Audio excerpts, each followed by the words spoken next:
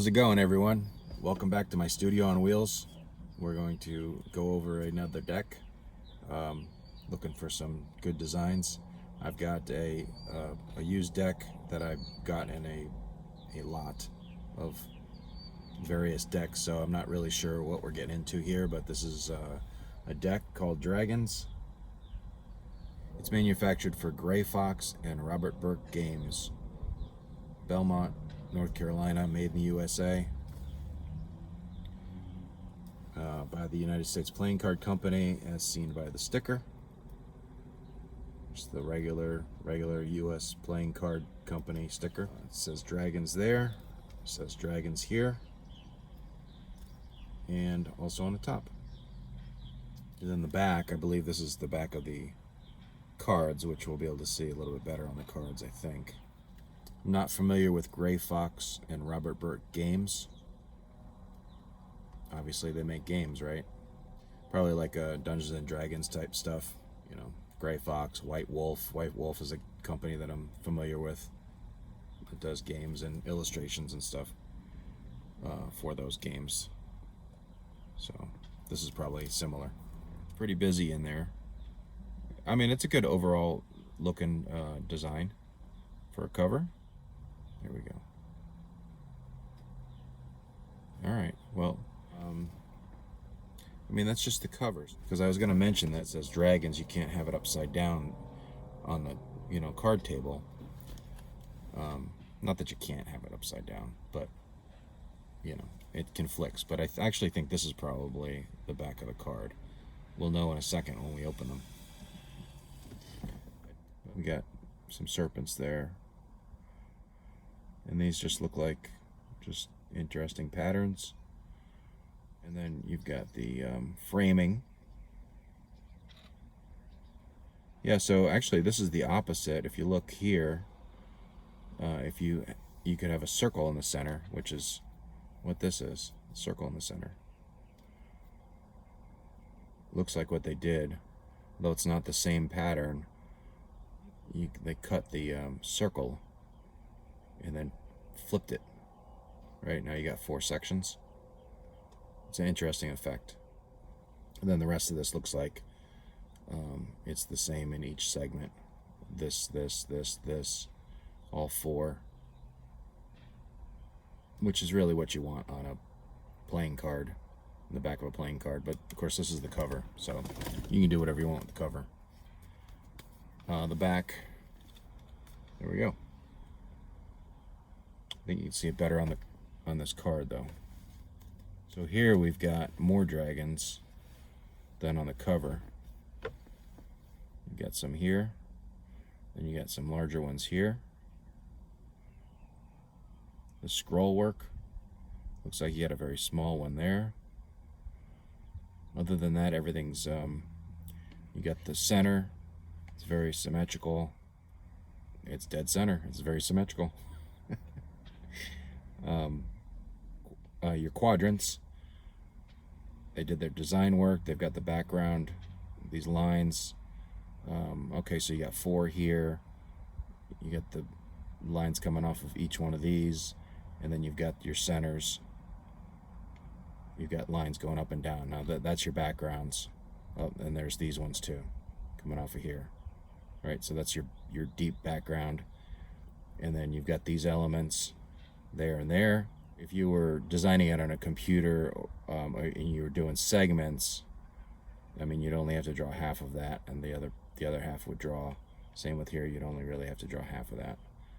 But depends on how you work. You might do this entire thing and then flip it down here, and this becomes the same. I bet that looks good on the table. Let's see what we got here with the rest of these cards. Right? These are very illustrated, looks like. Do this.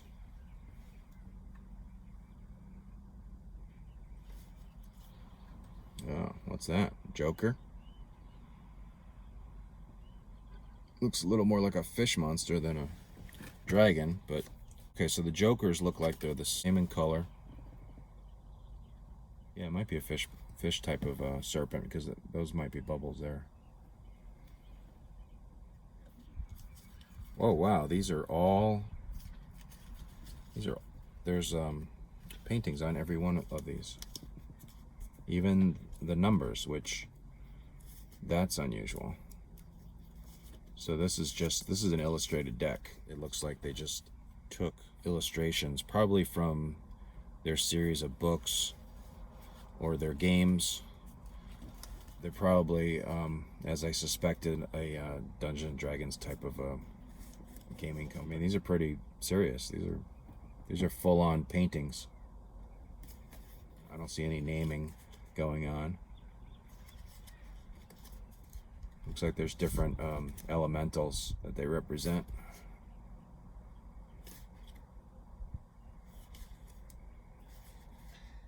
This is a fairly inexpensive deck. When I just looked it up a moment ago. It was like, I think it was $4.99, which seems incredibly low. So Ace of Spades, it's a dragon head. I don't think they're gonna get any more special. The King, Queen, Jack, they don't look any, they might have some sort of meaning in the game, with the dragons, if these are more powerful dragons than the other ones. Could be. Pretty equal looking to me.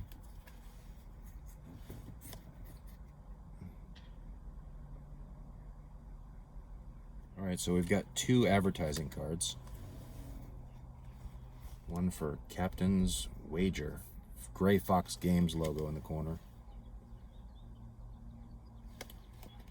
And Operation Faust, also by GreyFox Games. So 2 advertising cards.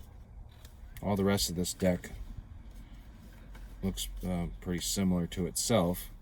Very cool illustrations.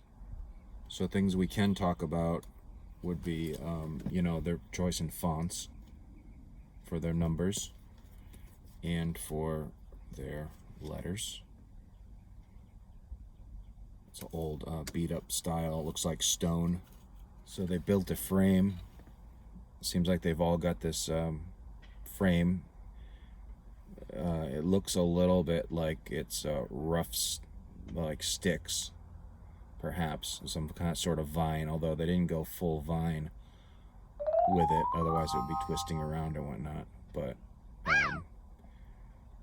it's got like this 3D look to it because there's highlights and there's dark parts, so that creates the 3D part of the illusion. And then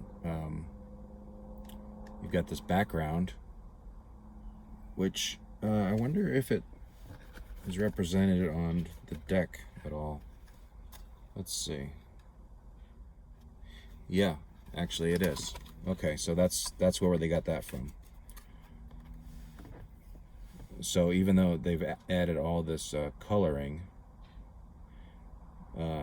this is this deck minus this here. This is the dragon part, and the circle that I was talking about earlier, that's gone, right? And then so you've got this scroll work. It's just opposite. It's reversed. The black and whites. The white's black, the black is white. There's your square. Looks like a diamond shape. You've got, so yeah, so that's the background. There it is. And the other thing they did with these cards, you see the illustration pops out. It's breaking the frame. It's in front of the frame, so it's pushing it forward as an illustration. But then they put the diamond, in this case, this pip, on top, so that even puts this in front. It'd be pretty cool if we were wearing 3D glasses to see, the depth here.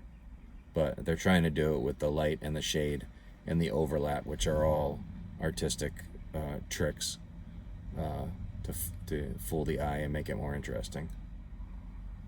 Yeah, so there's not a lot for me to talk about as far as the design. I think we've hit everything.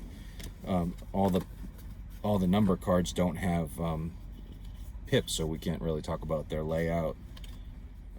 It's a pretty neat card deck. Again, the backs, This is definitely unusual to have these paintings on every. Let's see if they repeated, because maybe they did.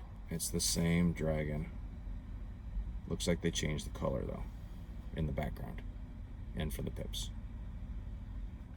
Okay, you might think that's a cheat, and maybe it is to some degree, but I mean, the value of all of this for a few dollars, this is a lot of value.